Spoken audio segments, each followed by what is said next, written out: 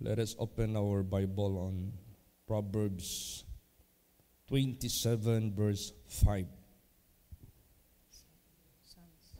Ano? Yes, Proverbs 27 verse 5.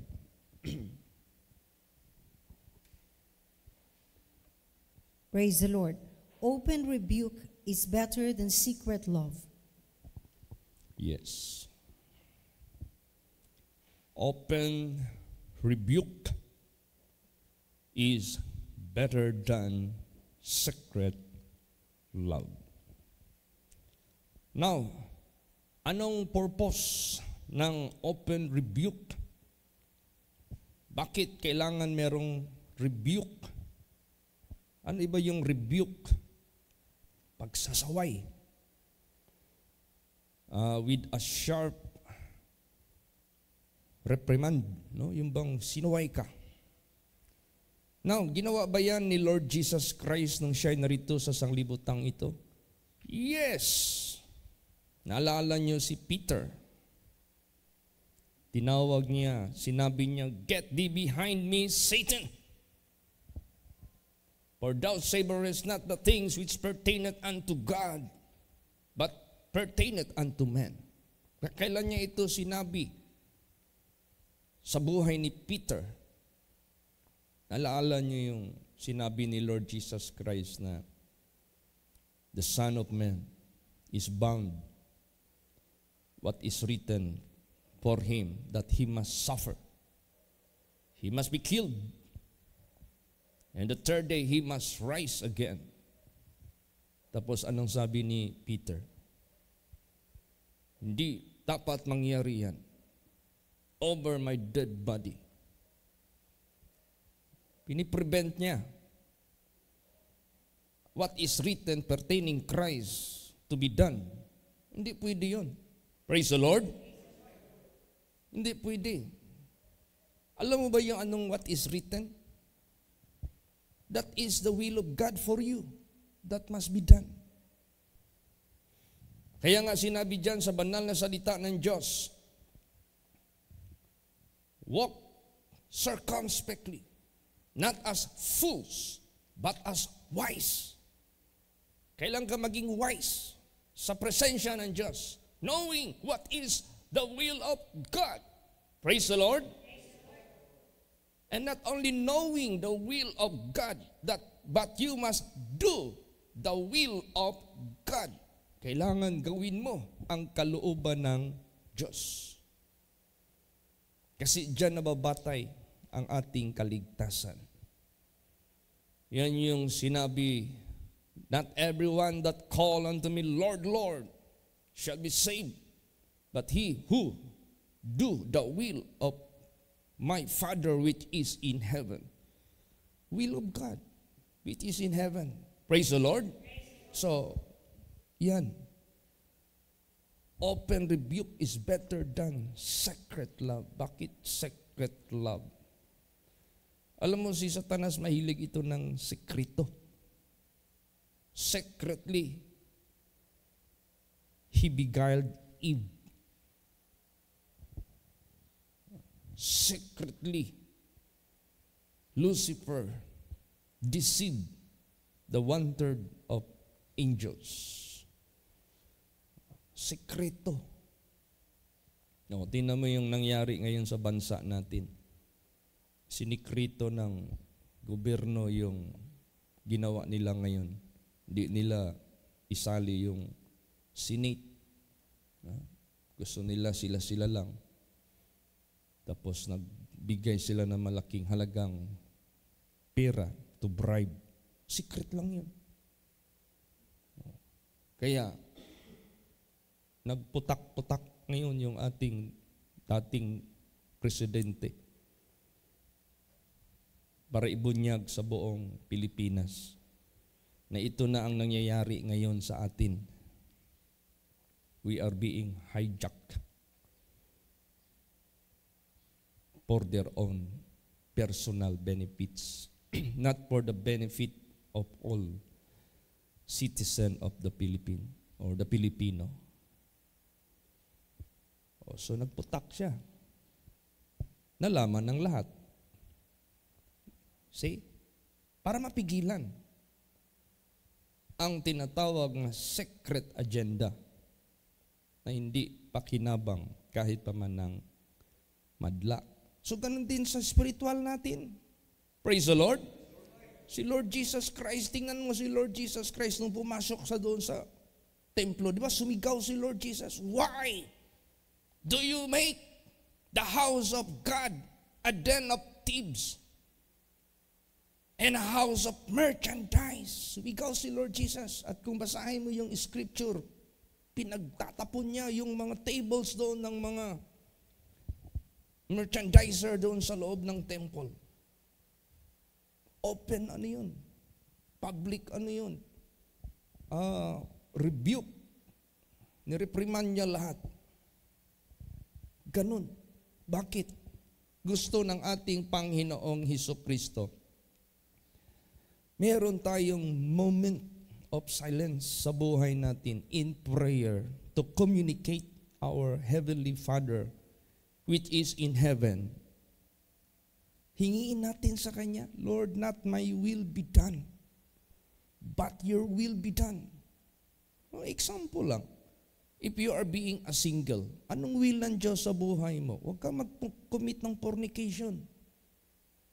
If you are married, anong will ng Diyos sa buhay mo? Huwag kang mag-commit ng adultery. If you are son and daughter of God, huwag kang lumakad sa lust of the flesh, lust of the eyes, and pride of life.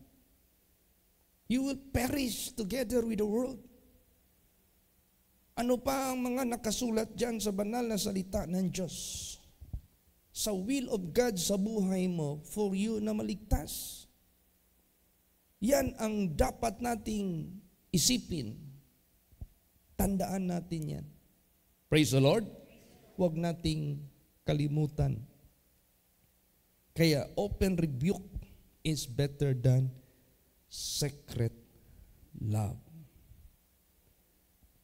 Kaysa magaling ka mag-platter sa kapwa mo na kahit masama na yung gawa niya, pinupuri mo pa rin siya para mo siyang tinutulak sa kapahamakan niya. Samantalang gagawa ka ng paraan para i-rebuke mo siya, para maligtas siya. Basahin natin yan. Proverbs 28:23. Praise the Lord. He that rebuketh a man afterwards shall find more favor than he that flattereth with the tongue. Yes. That is favor for you. If someone rebuke you, correct you, nakinig ka, that is favor for you. Kaysa pinaplatter ka lang, inuulog-ulugan ka lang, binubula ka lang, kumbaga pa. Kaya nga sinabi dyan you want to hate your brother? Huwag mo siyang rebukein. Hayaan mo siyang gagawa ng gagawa sa ikakapahamak niya. That is one way of hating your brother or your sister. Huwag mong rebukein. Hayaan mo siyang maimpirno. O you hate her or you hate him. So itong rebuke, itong pagsansala, itong pagpaalaala, isa itong pagmamahal. Praise the Lord. Basahin natin. Leviticus 19:17. Praise the Lord. Thou shalt not hate thy brother in thine heart. Thou shalt in any wise rebuke thy neighbor, and not suffer sin upon him. Yan. Huwag mong kapuutan ang iyong kapatid sa puso mo. Sawayin mo siya. Huwag mong hayaan ang kasalanan manatili sa kanya. Kasi ang kabayaran niyan ay kamatayan at kapahamakan. That must be removed. That must stop. That must be Forgiven that must be sanctified. So anong gagawin mo? Tell him to repent. Tingnan mo si David, kung hindi yun rebuke ng Diyos, patay siya. Yung malaking kasalanan na ginawa ni King David, patay talaga siya. Nirebuke siya eh. Ginawa lang ng Diyos na parable. O King, sabi ni Prophet Nathan. Si Nathan na yun eh. O King, there is big problem. Sabi ni King, okay, you tell me what is the problem. Merong mayaman na tao, napakarami niyang tupa. May dumating na bisita, hindi siya nag-ihaw sa kanyang sariling tupa. May kapitbahay siyang pobre, isa lang ang tupa. Ninakaw niya ang tupa ng kanyang kapitbahay. Yun ang hinain niya. Ipakain sa bisita. Galit na galit si David. Patayin ang tao na yan. Then the prophet said, ikaw yan. See, rebuke sharply. Di ba naligtas siya? Praise the Lord. Kung hindi siya ni-rebuke, patuloy yung gawa niyang kasalanan, kalukuhan sa buhay niya, sa ikamamatay, sa ikakapahamak niya. So napaka-importante po ang rebuke. Si Lord Jesus Christ, mas sharp yung rebuke niya talaga. Get thee behind me, Satan! For thou savorest not the things which pertaineth unto God, but pertaineth unto man. Makatao yung iniisip mo, hindi maka-Diyos. I must go for what is written pertaining me, that I must suffer, I must be killed, and I must rise again. Akala ni Peter, nagpakahiro-hiro siya. Nagmamagaling siya. Nirebuke siya ni Lord Jesus Christ. Bakit hinahadlangan mo yung fulfillment, yung will of God? Wag. Let it go accordingly, smoothly. Praise the Lord. Hayaan mo matupad ang kalooban ng Diyos na nasusulat sa iyo. Kaya, ganon. Importante. Pag merong kapatiran na tumawag sa iyo, o pastor, o sino man, nag-fellowship sa iyo na may nakita sa iyo na hindi maganda, makinig ka. Pag may nag-advise sa iyo, makinig ka. Basahin natin yan. Matthew 18 verse 15. Praise the Lord. Moreover, if thy brother shall trespass against thee, go and tell him his fault between thee and him alone. If he shall hear thee, thou hast gained thy brother. Yan. Pag nakita mo ang iyong kapatid, nagkasala laban sa iyo, tawagin mo siya. Kausapin mo siya ng masinsinan. Pag nakinig siya sa iyo, na-win mo siya, nag-gain mo siya, na-save mo siya, na-spare mo siya sa kapahamakan na pag nagpatuloy siya, mapapahamak siya. O kaya kung mag-deliver ng Word of God, there is a time here na very sharp. Bakit?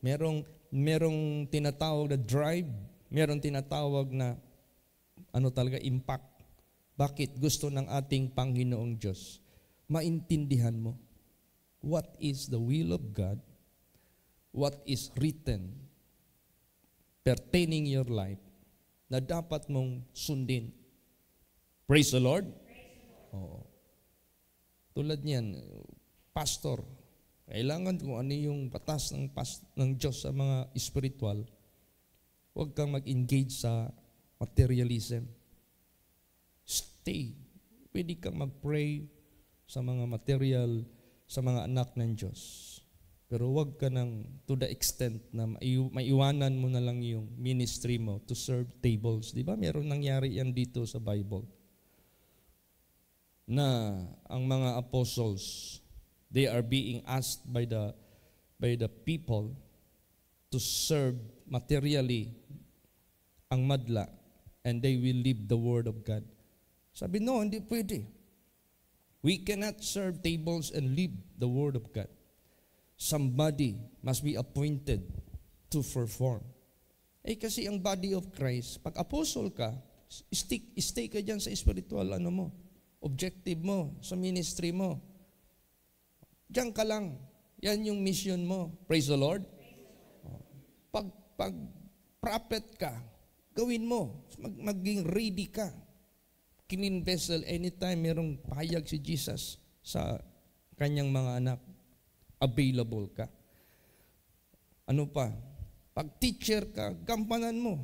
Yung marami tayong dapat ituturo sa mga anak sa Diyos pertaining sa kingdom of God, pertaining sa ministry, work of the ministry. Maging trabahuin mo yan. Pag ikaw naman nasa helper, nasa material side ka, magtrabaho ka ng buong puso, mag-pray ka sa Diyos, na i-bless ka ng Diyos, then kampanan mo yung part mo to support the work of the ministry. Praise the Lord. Yan. Pag government ka, then ayusin mo. Pag-handle ng pera. Kasi pag sinabing government, you are handling budget, money, for the work of the ministry. So wag mong kawin yan, wag mong sikrituhin, i-corrupt yan. Hindi pwede yan. Kailangan talaga, pag government ka, nandyan yung, kaya nga meron tayong reporting, meron tayong transparency to make clear everything that we are running the work of the ministry pertaining material, financial matter. You handle it in a proper way to keep that money according sa panggamitan ng gawain. The government, ganun gawin, gamitin mo yan for the work of the ministry, for the Lord's glory. So, lahat kung ano yung mga nasulat dyan sa banal na salita ng Diyos pertaining sa isa't isa sa atin, saan man tayo gidesignate ng ating Panginoong Diyos, do it ng buong puso. Praise the Lord. Let us put everything in order. Kaya nga sinabi dito na nagtuturo ka sa iba, tapos ikaw naman, hindi mo naman kinabubuhay yung tinuturo mo. Basahin natin, merong isang tao na rebuke dito. Galatians 2:14. Praise the Lord. But when I saw that they walked not uprightly according to the truth of the gospel, I said unto Peter before them all, If thou, being a Jew, livest after the manner of the Gentiles, and not as do the Jews, why compellest thou the Gentiles to live as do the Jews? Yan, si Peter na naman, starring na naman si Peter. He was rebuked before all.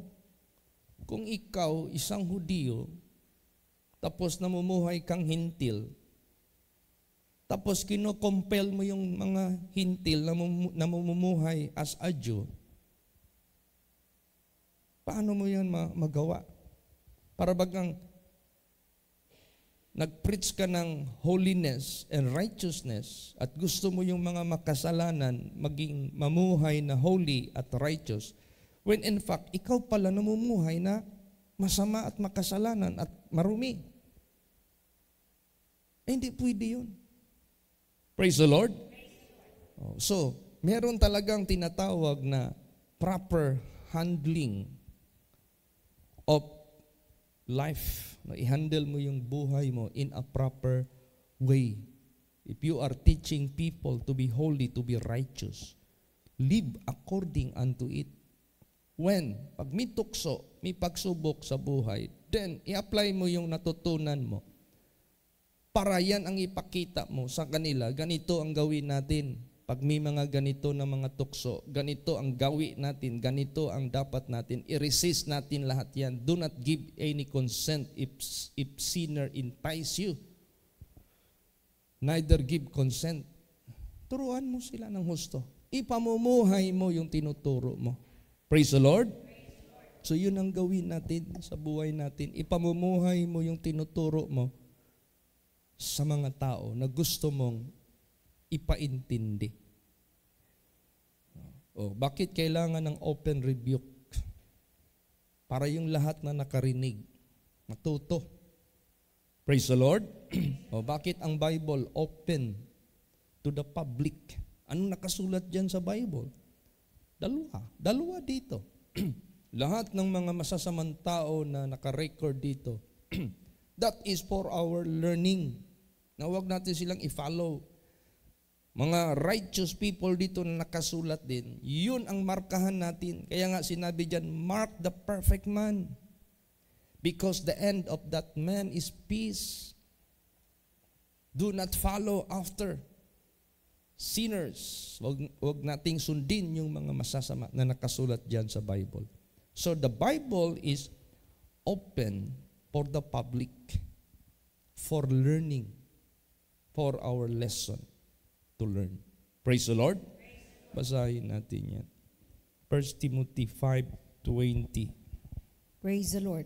Them that sin, rebuke before all, that others also may fear. Yan.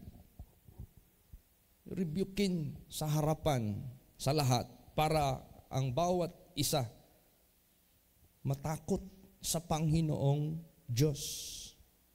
So, ganon ang ating buhay sa paglilingkod natin kay Lord Jesus Christ. Itong pag-handle natin ng Word of God, lagi natin itong patalasin. Lagi natin itong pakintabin. Huwag nating ilagay yan sa sakuban.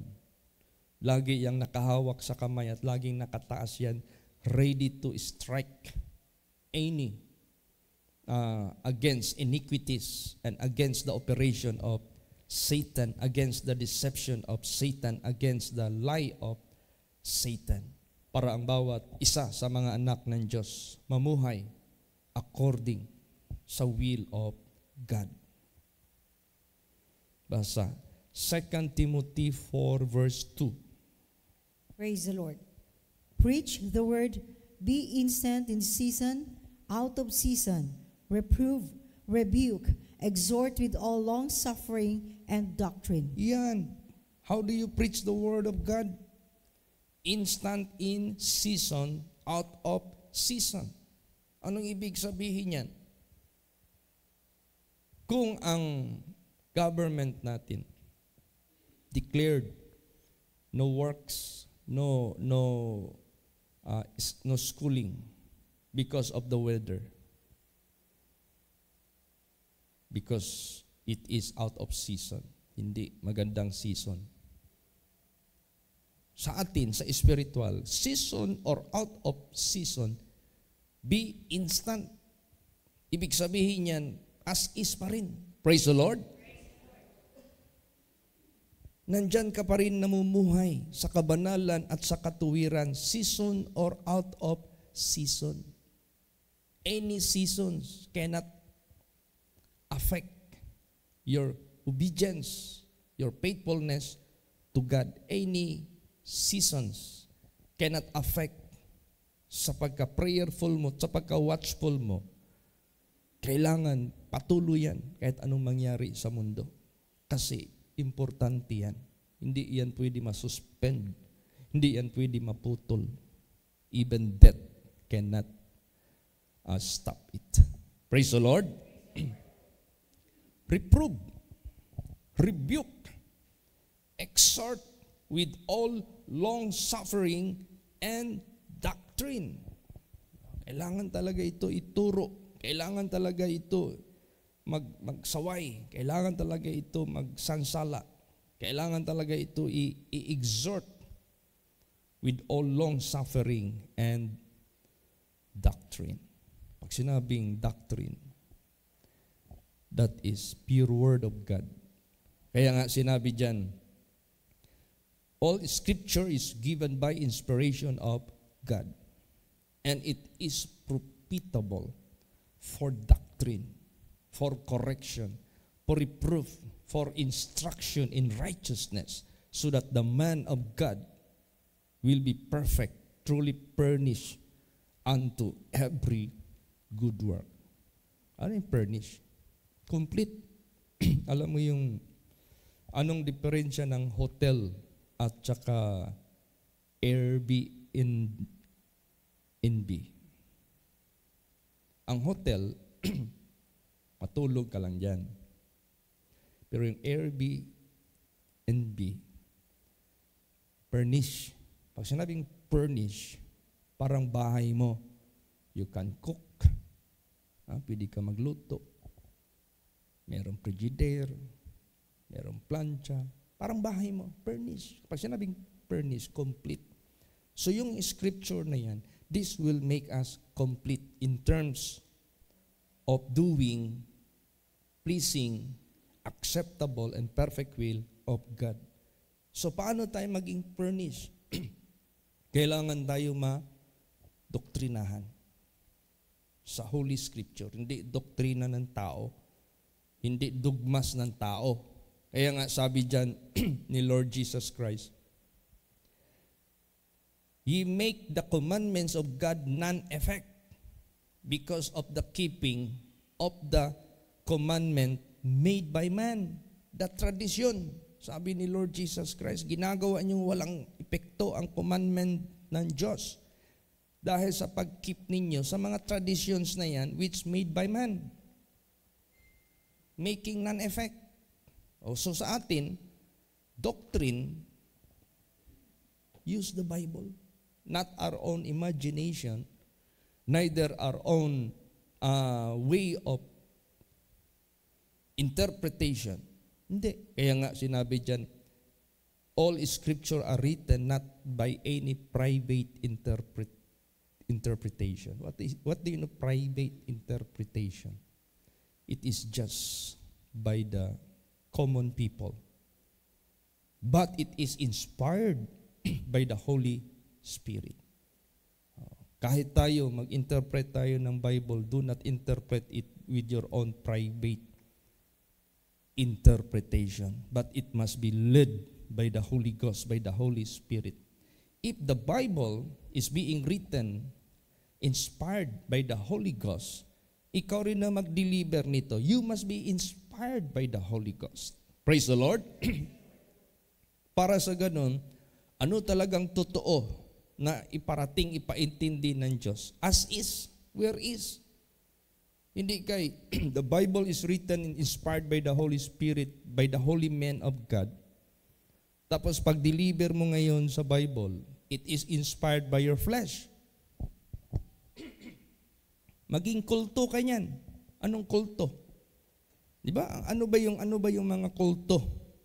Kulto using the Word of God by their own lust. Tulad niyan, maraming mga taong nagdadala ng Word of God, kulto. Yung mga young people, ginagamit nila sa kanilang pita ng laman.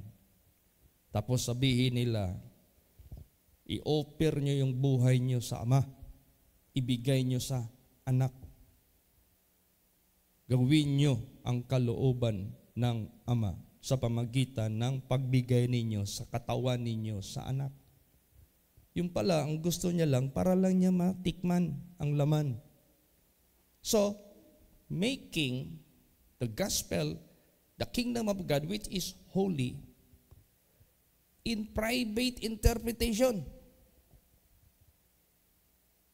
Using the Holy Scripture to take advantage for the fulfillment of the lust of the flesh, for the satisfaction of pride of life. Gamitin ang Word of God para mapuri, gamitin ang Word of God para mangawkaw ng mga kayamanan ng mga tao.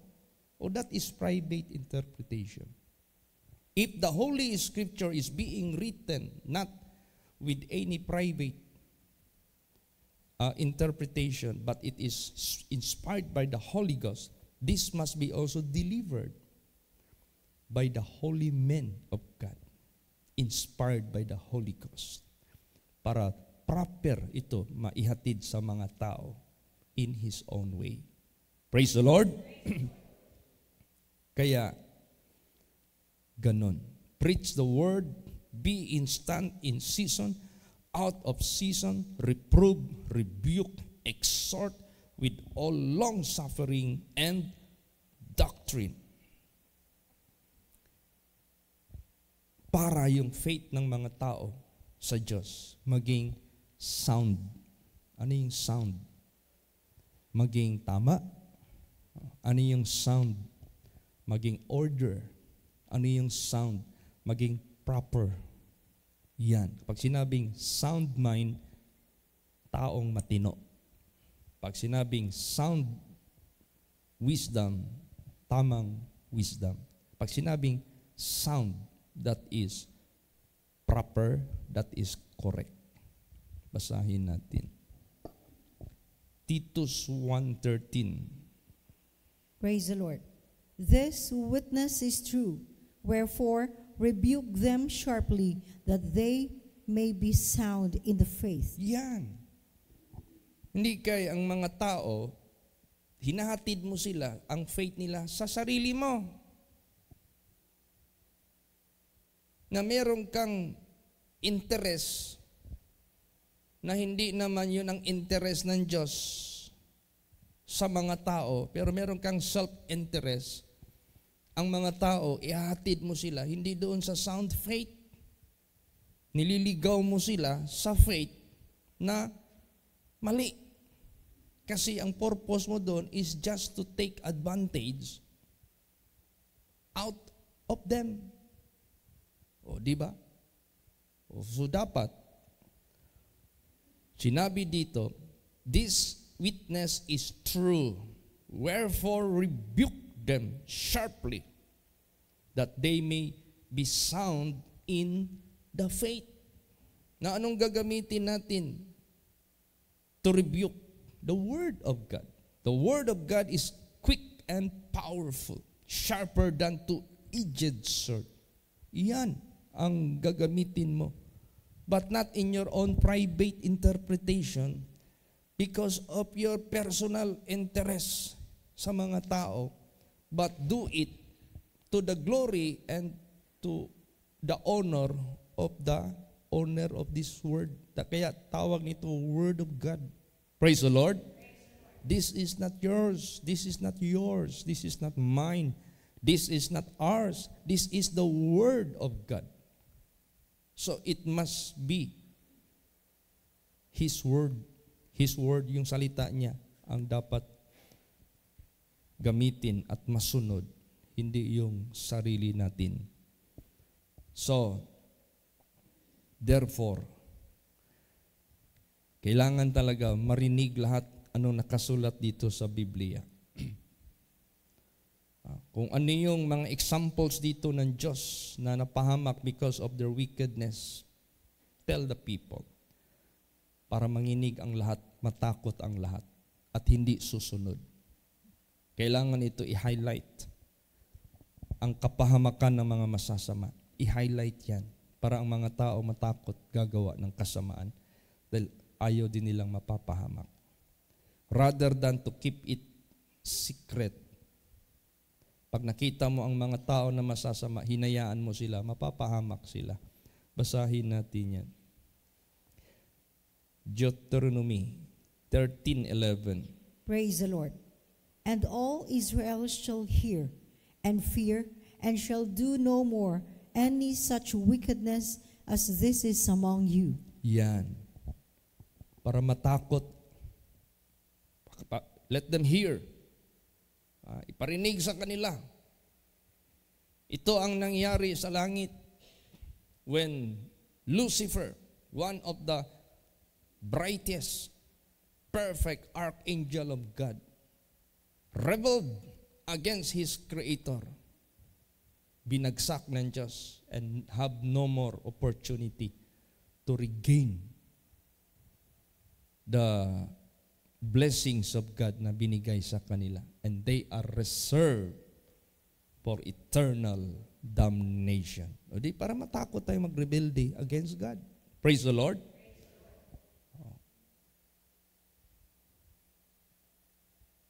Cain murdered Abel and he became a fugitive. Huwag ka maging murderer. Bakit niya minurder? Because his offering was not accepted and he got jealous against his own brother. That is why he killed his own brother. But he never killed Abel, actually. Praise the Lord. Because the blood hath spoken. Makasalita ba yung patay? Hindi. Buhay si Abel. We are living souls. We are eternal. The real death of our being is the second death, which is eternal death. Praise the Lord. So, kailangan natin talaga matutunan yung aral sa mga nakasulat dyan sa banal na salita ng ating Panginoong Diyos. Meron pa ba sa Acts 5:11? Praise the Lord. And great fear came upon all the church, and upon as many as heard these things. Yan. Kailan nangyari yan? Great fear came upon all the church, and upon as many as heard these things. Yung na-slain si Ananias and Sapphira because of withholding the half.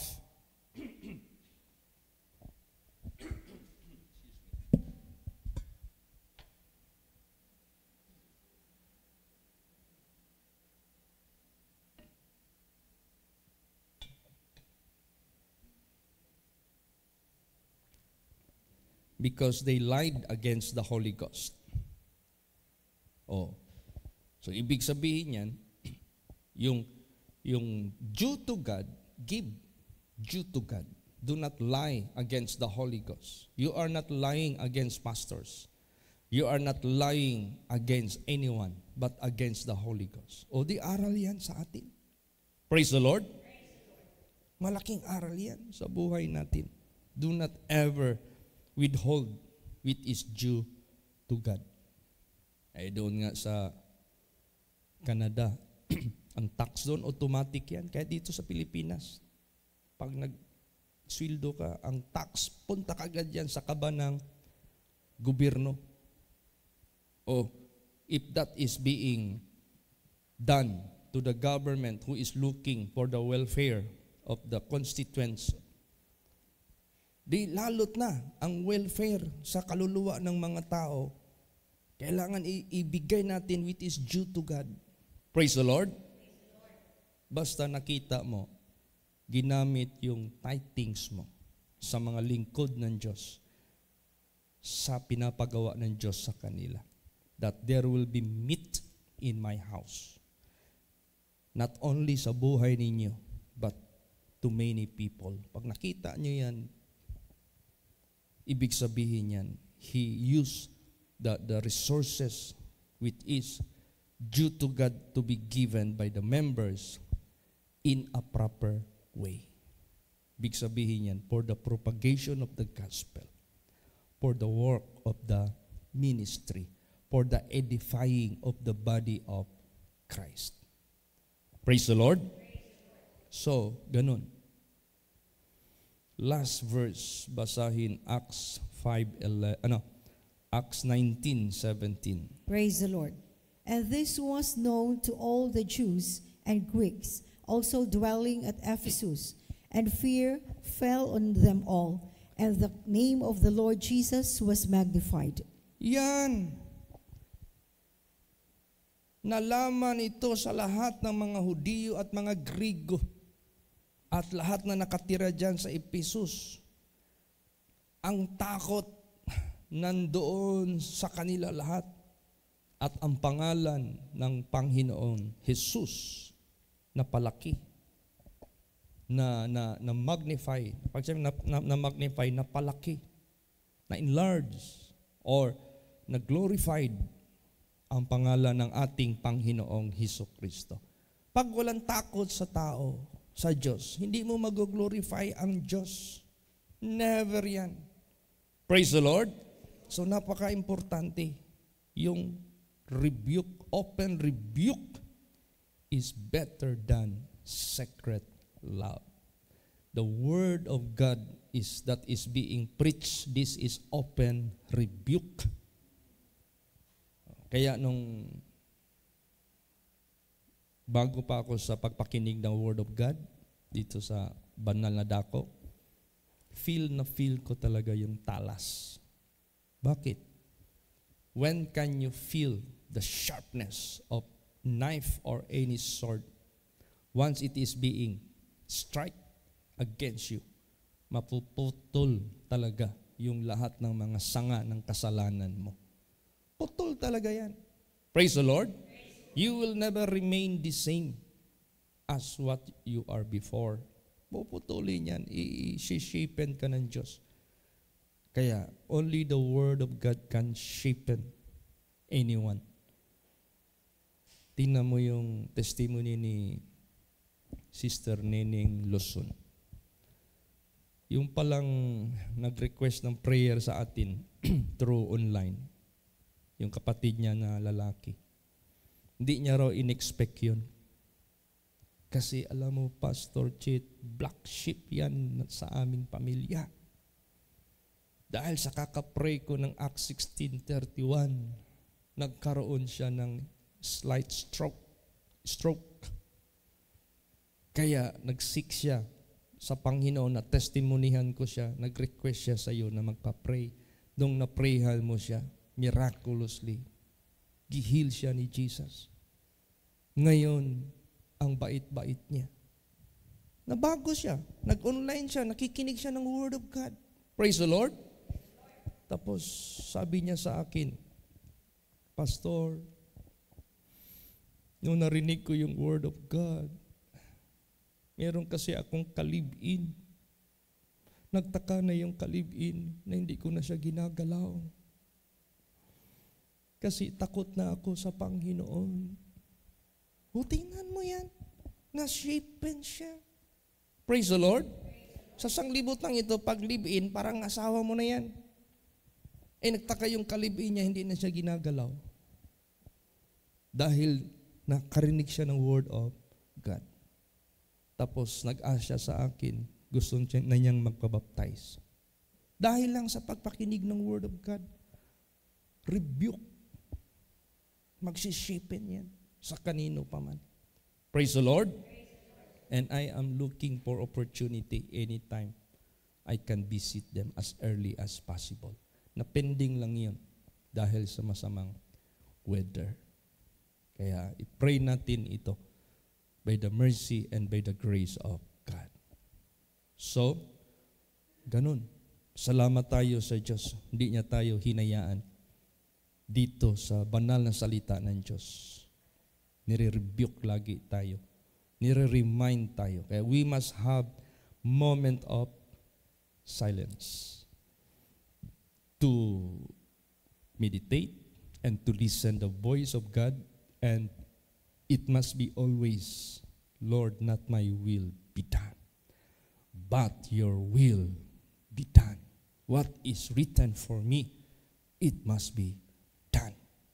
As a single, I should not commit fornication.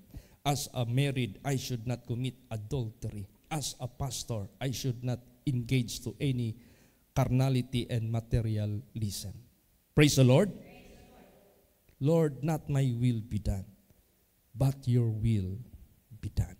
I know, Lord, you are going to fulfill what you have promised in my ministry, in my life. It is not me, but it is you. Your will be done. So kung ano man yung part mo sa katawan mo,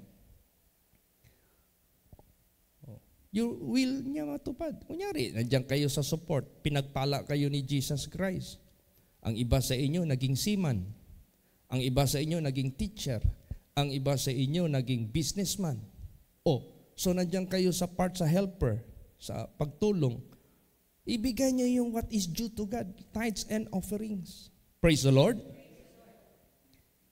Hindi kay yung rebuke dito ni Lord Jesus sa book of Matthew. Kayo mga hipokrito, mga Pariseo, nagbibigay kayo ng tithes. Oo, nagbibigay kayo ng tithes. Pero doon lang sa cumin, doon lang sa anis. Herba buena. Ano man yan, mapupulot naman lang yan sa lansangan, yung mga pabango sa ano? Hindi doon sa kanilang income. Kasi nalalakihan na sila. Natatakot sila. Inumit ninyo ang weightier matter of the law, which is judgment. Actually, you are not giving that real tithes out of your business, out of your income. Hindi na kayo naawa. Wala kayong faith. Yun. Kaya, therefore, may kanya-kanya tayong division of labor. Gawin mo ang iyong part. Kahit lalaki yung sweldo mo, lalaki yung income mo, wag mong tinan yung tithes kung magkano. Basta ibasi mo lang sa income mo. Praise the Lord. I-release mo yan by the grace of God. Tulad sa amin, nagkaroon kami ng sharing sa TT. Kung ano yung figure dyan, yun ang ano mo. Hindi kayo magbigay ka ng tithes. Tithes of tithes, 500. Ibig mong sabihin, walang butil yung natatanggap mo? Meron talaga yan. Praise the Lord. So hindi mo pwede na puro ano yan, buo-buo lahat yan. Tag 1,000, tag 500, hindi pwede. Meron talaga yung broken figure. Kasi binasihan mo yan doon sa tapos, yes, maybe buo yung mo, pero hindi yung talagang ikaw lang ang nag-iisip magkanong gusto mong ibigay. No. It must be with judgment, with mercy, and with faith. So, ganun po. So, mga anak ng Diyos, let us now, therefore, continue kahit paman sa mga salita ng Diyos na nagbibigay sa atin ng mga reminders, paalaala, para hindi tayo gagawa ng sarili nating pamamaraan. But His will be done. Praise the Lord. Magsitayo po ang lahat.